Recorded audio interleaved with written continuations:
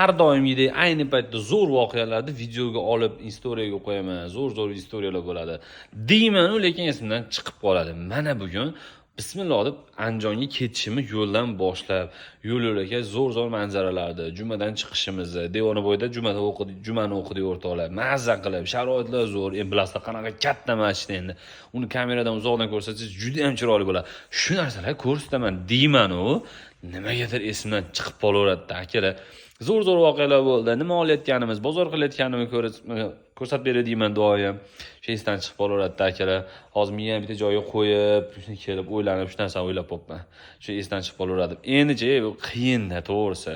Mas'uliyati ham bor-da. Qaranglar akalar, buncha narsani yig'ib, mashinaga yuklab, uni olib kelish endi kalla u aka bosh miya otilib ketadi. Shunaqa charchadim o'zi ham bor.